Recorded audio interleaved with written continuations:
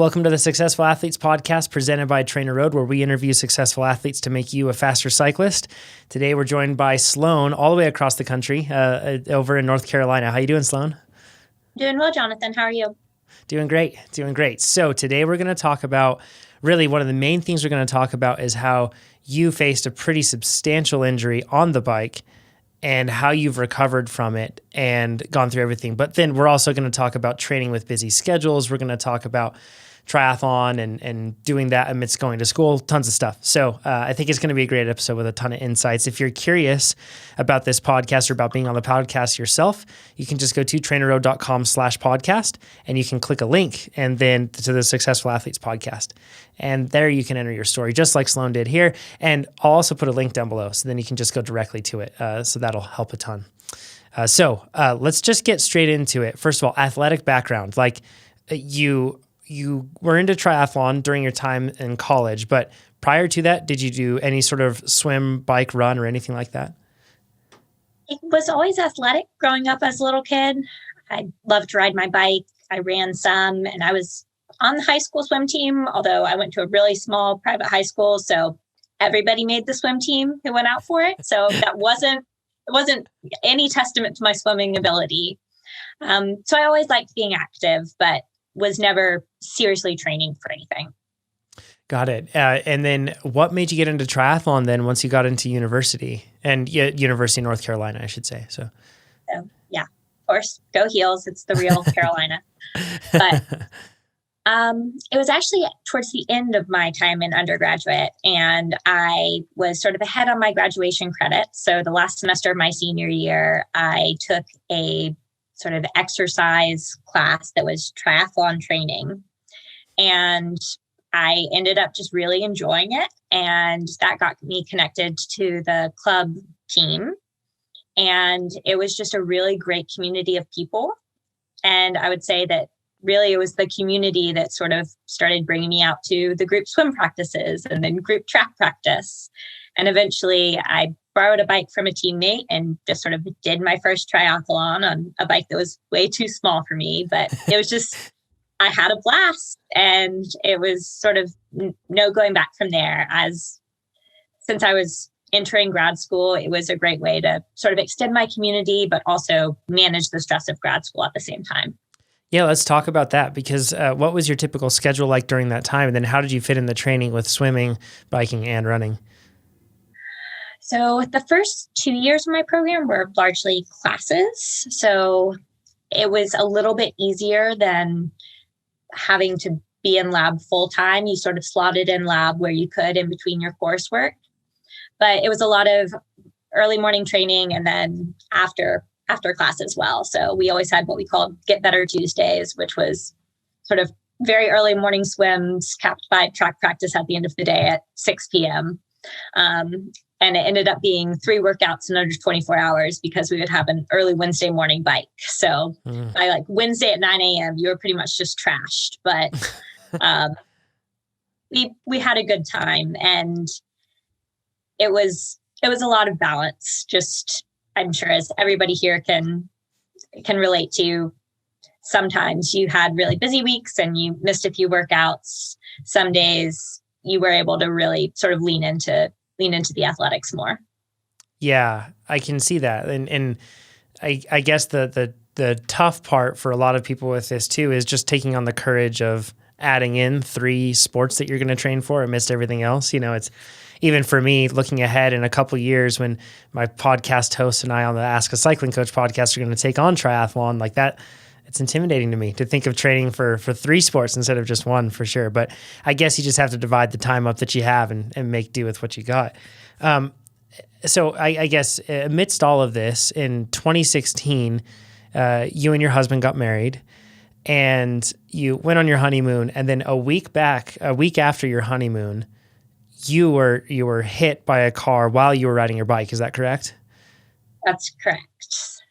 So I was out on a group ride actually, but we had all strung out during intervals, and then heading back into town, I was actually by myself, and I was probably, a mile from turning sort of back into town, and I was hit by a car. I don't remember a ton of the actual sort of impact, other than I was all of a sudden on the ground. And once, the guy did stop, as well as I think another woman who witnessed it, and she was a nurse.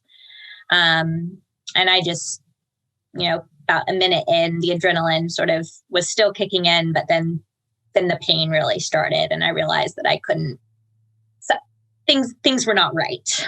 My bike was sort of pinned under me, and I was having an immense amount of pain in my back.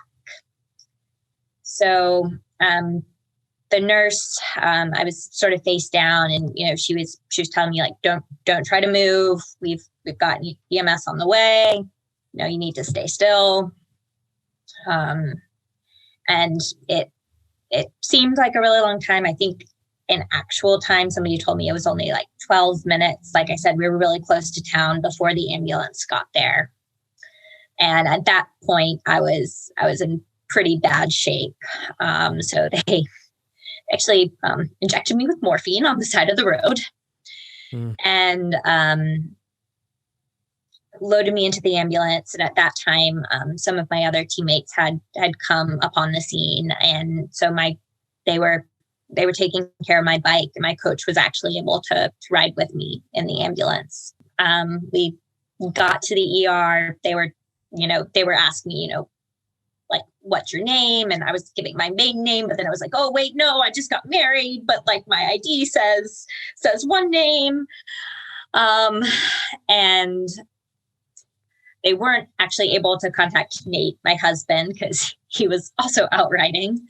So they got in contact with my dad, and he was able to sort of get on his way to the hospital. They live pretty close to us.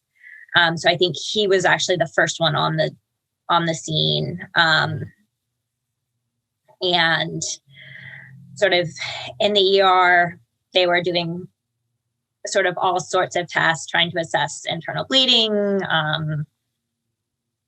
I remember that I was, asking them, like, please don't mess up my cycling shorts. Like, this is my only good pair. And they were like, ma'am, you have bigger problems right now. And so it was eventually, after everything, I had 3 vertebral fractures in my back. So 2 burst, and actually one was shattered. And then I also had a tibial fracture. So my ACL actually ripped off the top of my tibia. Oh.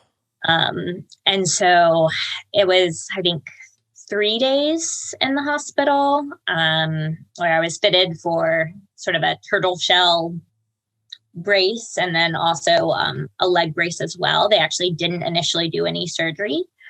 So that was really lucky. And I was discharged on my 23rd birthday with a new present of a walker. Wow. And I was on bed rest for about 2 months after that. So my husband and I had previously been long distance while engaged. So we were in this very small 2-room apartment of a house, sort of trying to figure out, we'd never lived together before because we've been long distance. So we were trying to figure out marriage, and all of a sudden he was a full-time caretaker, and he was about to also start a PhD. So it was a lot. He had to sleep on the floor for those 2 months because my back couldn't tolerate sort of him being in bed as well, because it was so sensitive. Mm-hmm. I think one notable night, like, it was soon after we come home from the hospital, and he was a champ. He was setting alarms all throughout to make sure that, I was getting all my pain meds dosed on time. So he would wake up and sort of like wake me up, and I'd be like a little baby bird and just like open my mouth, and he'd drop in my pills, and I'd go back to sleep. But I think that he was so stressed, he started having night terrors. But one night he like jumped up and like landed on my injured leg, and that was not a good night for anybody. Gosh.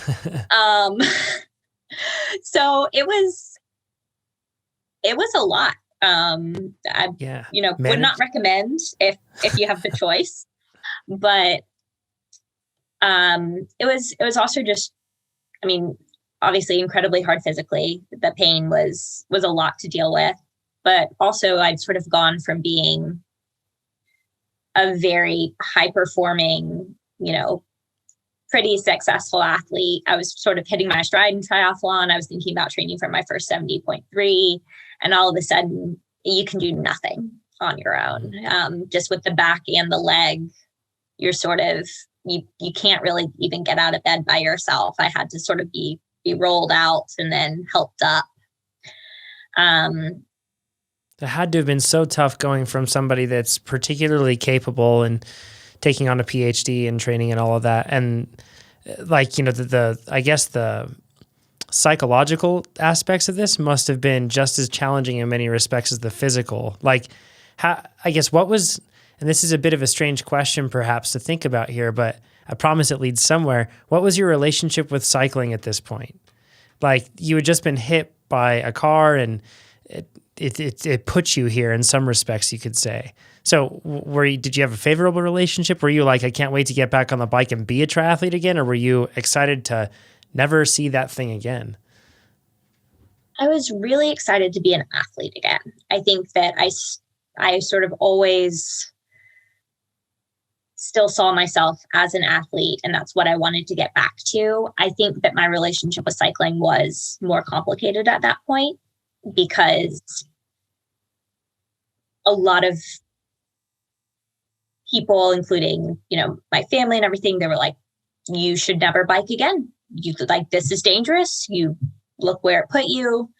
And so it wasn't an incredibly sort of supportive atmosphere in that sense. And I think that I was also just scared. I was afraid of what I would feel like getting back on the bike, because I did have, like, even once I was sort of up and moving around, anytime, even just like whenever I was able to walk down the street, even months later, if I had something coming over my left shoulder that was sort of loud, I would have a negative reaction. So I was like, how will I cycle again and be on the road and be successful in that sense?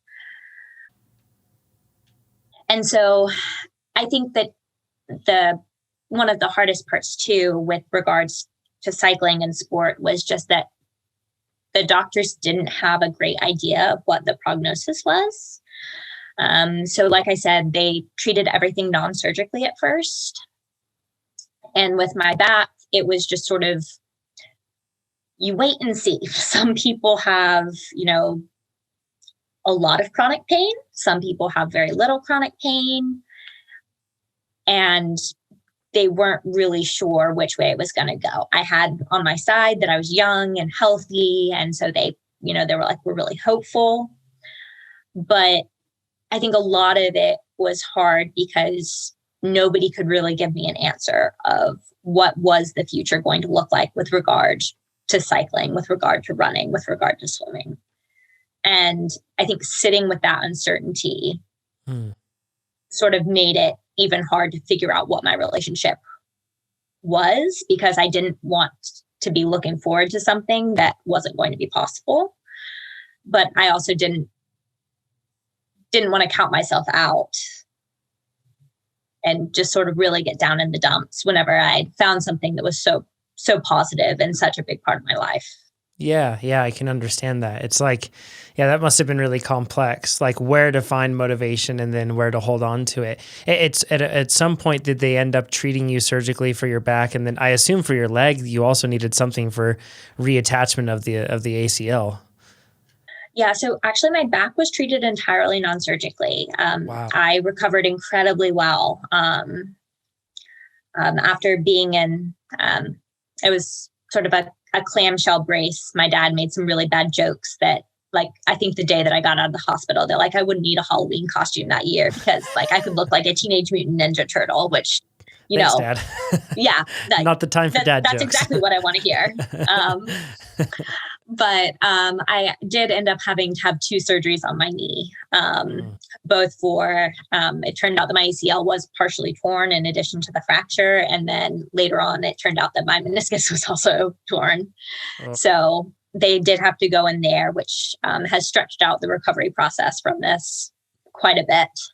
Yeah. How long was that I guess, from initial injury to first surgery to second surgery to, I guess, full recovery? How long was that?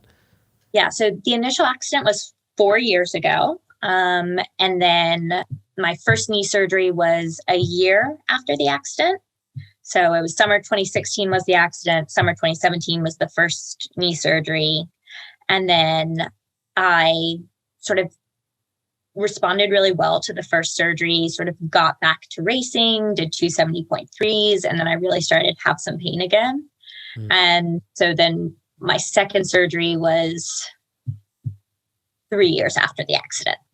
Wow. So just a year ago then. So I guess here's the hard thing. A lot of us athletes, we get knocked down or we have some sort of an injury. And in many cases, it feels like you'll never become the athlete that you once were. Also, it becomes like you start to become aware of the fact that to get back to normal, you don't just have to be normal, but you have to do a lot of abnormal things. And what I'm getting at here is PT. And so I've never suffered an accident like yours at all.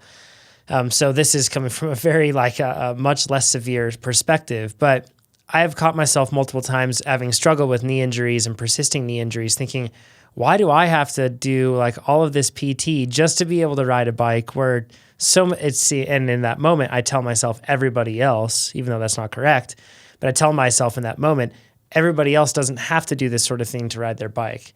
It seems like my personal, barrier of entry or bar is so high just to be able to be normal.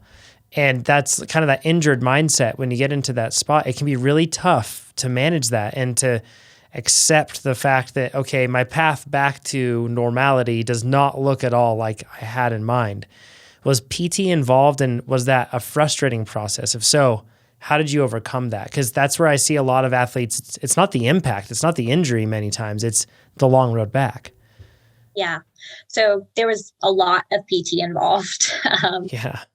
And over pretty much a 3.5-year span, I got immediately in after my accident. And, I was actually in water therapy. So, it was pretty intensive 2 times a week. But with regard to sort of how it felt, it was definitely hard coming from such a competitive community, because all of a sudden I was a 23-year-old, but I didn't really have a 23-year-old's body anymore. And that was, I think, very difficult for me to reconcile, because sort of similar to what you said, I was looking at all my teammates, and, they were sort of able to bounce back so quickly from things. And that has continued on. My body just responds differently to training stress now than I think it would have had it not been through all this trauma. I've had to come to terms to be really happy with what my body can do rather than what it can't. And things that sort of enable my body to do things that I'm excited about, whether that's cycling, whether that's running, whether that's swimming. I always try to put myself in the mindset of, I really don't want to be doing, this strength training or this PT, but, it might get me to the start line of a race again. And I think especially in those years where it was, I wasn't even normally training. It was like going to PT was recovery from surgery. And it was just painful. Let's see if we can get your mobility back, or, let's, put electrical stimulation into your back to try to get it to release. I think that those were the times whenever you just sort of have to take the really long approach to things. And say that hopefully this is going to contribute to something that I really want down the road. You mentioned another thing in the email that you sent to me as well. And I think that this is actually much more common, at least in its occurrence, compared to how often it's mentioned. When endurance athletes suffer setbacks like injuries and that sort of a thing, it's very there's a high risk for these athletes to come into situations where they feel even desperate and exasperated just because they're not able to do the things that they were able to do with their bodies. But then there's a different side of things that comes in, and it's the relationship with food that an athlete has. In many cases, food is seen as fuel, and that's, I guess, has its pluses and negatives. And then when you suddenly stop training, you suddenly start to panic. In a lot of cases, a lot of athletes do, because of the fact that, like, well, I'm taking on fuel, but I'm not using any of it. What am I doing? And you can build this very unhealthy relationship with food. And you actually mentioned that you had struggled with anorexia earlier on in your life, and that this injury, just, adding one more thing to the list of all the things that you're dealing with, you then also had to face that once again. Those same temptations to entertain those thoughts were coming back.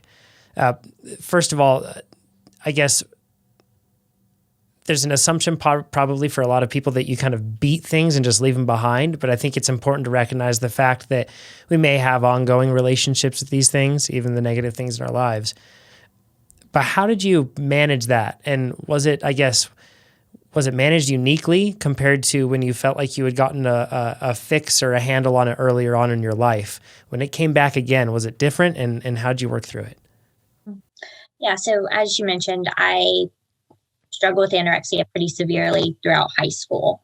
And it was a long recovery process, as I think most people with eating disorders will tell you. And even though you sort of use the term being in recovery, I think that sort of all the science on it says that it is something that you struggle with for the rest of your life.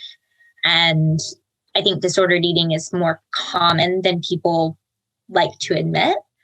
But obviously mine moved into a clinical diagnosis, and it required professional treatment, which I'm so thankful that I got. And I would think that I was very lucky that I had this whole support structure that got me healthy.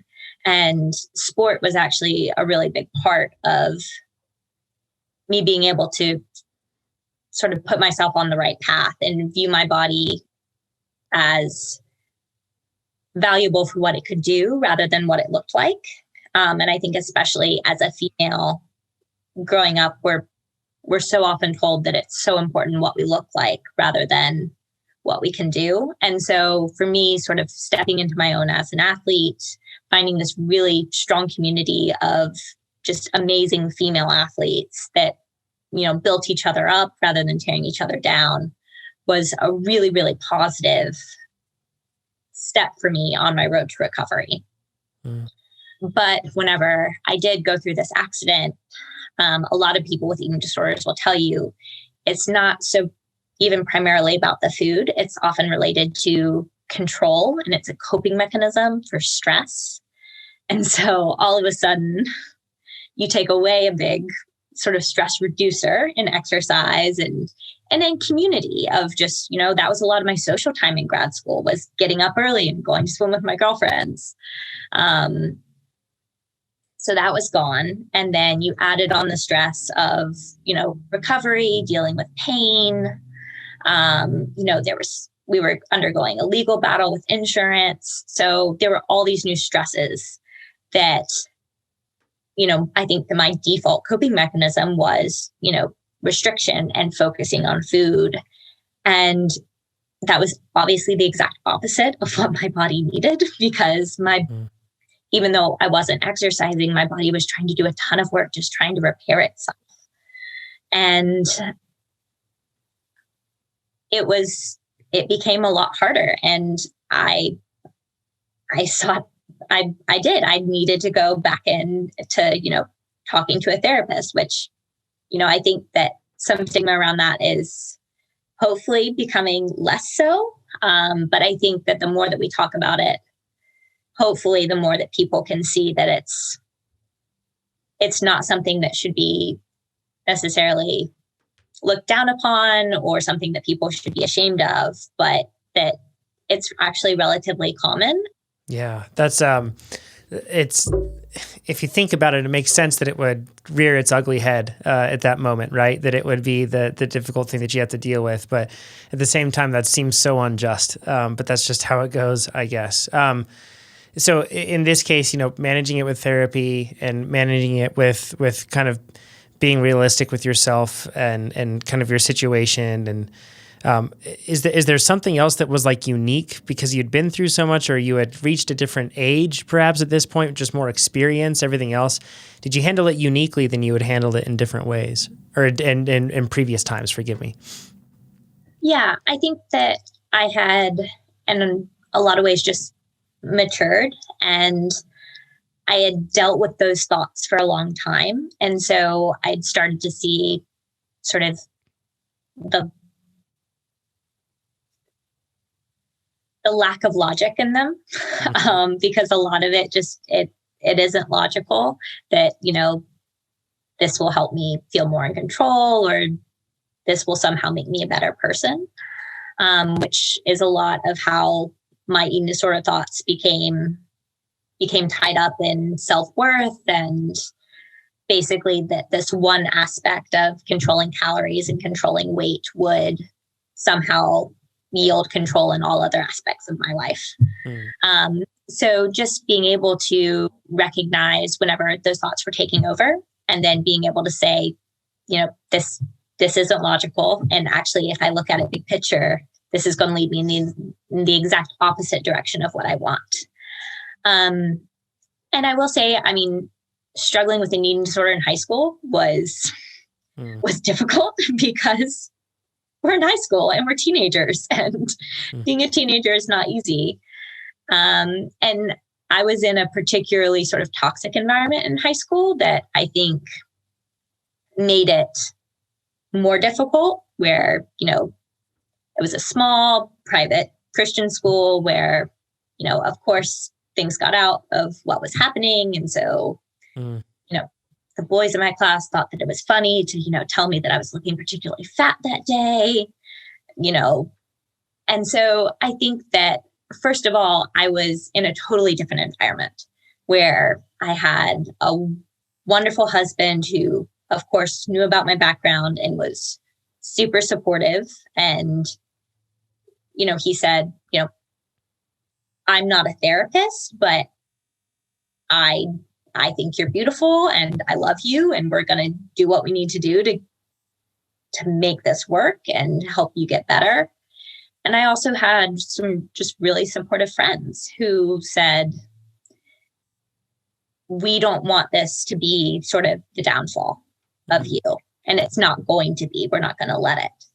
And so I think that so much of me being able to handle it better that time was due to the support system that I had around me, who sort of said, you have a lot on your plate right now, but that doesn't mean that it's more than you can handle. So, if they really encouraged me to, see a sports nutritionist, see somebody who can sort of talk with you through what are your goals, don't count yourself out, but here are things that we can take to make nutrition seem in line with your goals and help you. I'm a very goal-oriented person. And so if I was able to see sort of the overall structure of, my life was not over, which, and a lot of times, whenever you're just lying there in bed by yourself and it feels like, you're like, well, I'm in a back brace and I can't move until my husband gets home. So I think that having those sort of overarching sort of mantras to help me through made a big difference. And I think that just being a little bit older, you're able to see the big picture a bit more. Certainly. Yeah. With this whole process of recovery and everything else, and coming back to training, how long did it, and I guess maybe it's still ongoing, but how long did it take for you to feel like you were back to you again in terms of triathlon, like on the bike, swim, run, that sort of a thing? Yeah. I would say it's still sort of progressing. I would say that it still is getting better every day, with the exception of, we're in the time of coronavirus. So I haven't really been swimming because pools have been closed, but, it's triathlon. The swim doesn't matter anyways. That's what I tell myself too. We'll see. I tell myself that I did plenty of swimming whenever I was not able to do anything else. So I put in my time in the pool and there we go. But I definitely have been seeing I think I'm in the best biking shape that I have been in a really long time. And after this last knee surgery, I just really wanted to sort of do things right. And so I actually waited a full year before even starting a walk run progression. So obviously, I would walk my dogs and things like that. But I sort of wanted to wait until I just really felt like my body was ready. So I did a full year of PT, full year of strengthening. And I was biking during that time. I was swimming, but I just really didn't want to do any impact until I was just really sure that surgery had worked and taken place. And then this summer I started just walking really slow. And I would increase by about like a mile a month, maybe a mile every 2 months. So now I'm up to running probably 2 to 3 times a week, out 5 miles. I did my first like little bit of speed work recently, and it was very hard. But I do feel like things are starting to click again for me. I think that I've also just learned a lot over the years, especially as I said, I was not really great at fueling previously. I think a lot due to leftover thoughts from the eating disorder. So I think that I've gotten a lot better at fueling, which has just made a huge difference as far as what I can do. And so I think that I'm actually in sort of the healthiest place that I've ever been. And obviously there are no races, so can't really assess that. But I've been having a blast training. So that has to count for something. And that was kind of like a source of motivation. You actually said at some point when you were coming back through this whole thing that you put down power meter pedals, some Favero Aciomas, and then a TrainerRoad subscription is like the Christmas list items. When you started with TrainerRoad, where were you at in terms of your threshold? And then where have you gotten to now with using it? Yeah. So as you said, last year for Christmas got my first power meter. So I got power pedals, which I really love because they actually I like having the right left balance because my body has a lot of asymmetry. So I know that even though people can get hung up on, is it, within 1%, for me, it was more like, oh, it can be like 10 points off. And that means that I'm really not using my left leg. And I need to make sure that I'm doing that. But I also got a TrainerRoad subscription. So I started out and my first FTP test was about 154, I think. Okay. Which I'm about 52 kgs. So I was right around 3 watts per kg. Yeah, fat. And I tested this morning. It was not fun. And I got up to 192. So wow, way to go. Way to go. That's a significant improvement. What sort of training did you follow with that? Like which plans are you following and stuff? So I started with Sweet Spot Base and I did the mid-volume plan and then moved into Sweet Spot Build. And then I went back and did Sweet Spot Base again. And then I did General Build. And now I think I'm like right about to start Rolling Race Specialty. Nice. And so it's been, having the structure, having a measured output, I think more than anything has helped me as far as not doing too much.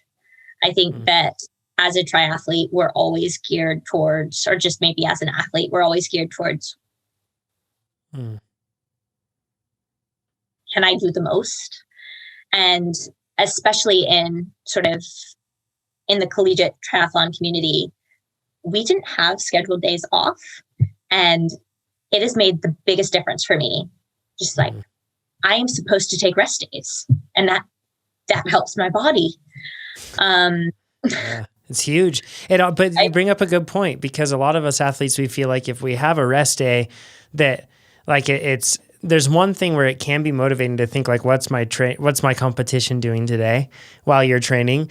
But then it can also be really bad if you find yourself on a rest day saying, oh, my competition might be training and I need to train as a result. Because if you aren't giving yourself the adequate rest, it's just like putting water onto an oversaturated sponge. It does nothing. Like it can only soak up so much, right? And you have to let that sponge dry out, so to speak. Give it a little bit of a rest on those rest days. It's huge. With I guess the comeback to training and everything else, and looking at where you're at now, you're no longer going through you're no longer a PhD candidate. Instead, you're in the professional world. Like you have a job, and it also sounds like it's really demanding. You're traveling like once a week. You have some sort of a business trip. So how do you follow the plan with that? Because that's got to be really difficult because it's not just like local travel either. You're traveling long distances sometimes. Yeah. So I work for a really small bioanalytical instrumentation company. So I'm on the road, like you said, about once a week. Sometimes it's 3 times a month. This period has been particularly crazy. So this is actually my only day at home until I think the end of the month. Wow. So it's been, you do what you can as far as training. During the summer, I really found that it was the other thing that I love about having power pedals as my power meter is that I could go and I would just rent a road bike. And it was a really fun way to explore local roads. You can bring your bike computer, and then I just loaded TrainerRoad outdoor workouts, and I was good to go. Good way to do it. It was fabulous. The reason why I also like doing mid-volume is that if I just have, a 1 or 2 night trip, like, for instance, just this week, I had sort of 2 full days. So I left at, 5 a.m. on Wednesday and didn't get back until like 9 p.m. the next Thursday. And so I actually just took those 2 days as rest days and just moved my workouts. And, sometimes depending on how you're feeling, that means that I skip my aerobic ride, which, sort of my midweek aerobic ride. And that's been another thing of just sort of, you've got to be okay with being flexible. And I understand that the workouts are ideally supposed to be completed in the progression, but my schedule just doesn't allow that. And so oftentimes I'll have 2 hard days in a row, have sort of a break in the middle of the week, and then I'll have my 2 hard workouts at the end. And so whenever I can, sometimes I will just do an RPE based workout on a gym bike, which once again, not ideal, but you do what you can. And then some weeks, and I know that y'all have talked about this before on the podcast, some weeks, especially if you're traveling internationally, like you just have to say, well, that's a non-scheduled rest week for me because there's no way that I can fit this all in. And I think especially with travel, you also just have to realize that it's exhausting you in ways that are non-exercise related. Sometimes I get back and I'm so fatigued because I haven't slept well, not in my own bed, or either time changes. And you have to learn to sort of give yourself a lot of grace because, I'm not a robot and it can be very demanding. But I would say overall, it's really just about maintaining flexibility and, putting in work where you can and being okay whenever it's not perfect. I think consistency is misunderstood very often, and you just mentioned the key. Consistency is too often associated with rigidity and perfection, whereas consistency and the key to being consistent is being adaptable and finding ways to be able to make things work at the schedule or at the cadence, whatever else it may be, and whatever suits you. Because then that's the real key to it. If training becomes such a rigid thing, like even this week has been crazy for me, just a lot going on. And as a result, but I've found myself this week treating training as like a rigid thing that shouldn't change. And that's why it's been so difficult. I think that if I changed my approach and I looked at the cards that I'm dealt, and then I just try to do the best I can with what I'm dealt, then yes, it may not look exactly the same as what I have planned, but it's still on the right track. I'm doing what I can, and that's the important thing. So it's super cool to hear that you're able to stay up with your travel or your training when you travel through different ways, but then also you're okay with just scooting that week down on the calendar and saying that this is going to be a rest week. I think we don't hear that enough, all of us athletes, and we need to tell ourselves that it's okay when we do that. So man, Sloane, thank you so much for doing this podcast. So some key takeaways that I got from this, first of all, of dealing with the accident and everything else, is working on your relationship with cycling and being patient with it if you are in such a situation, and whatever that may be, to be able to come back to it, having a support system to help you through with things, and then finding ways to be able to take those small steps to get back to your outlet.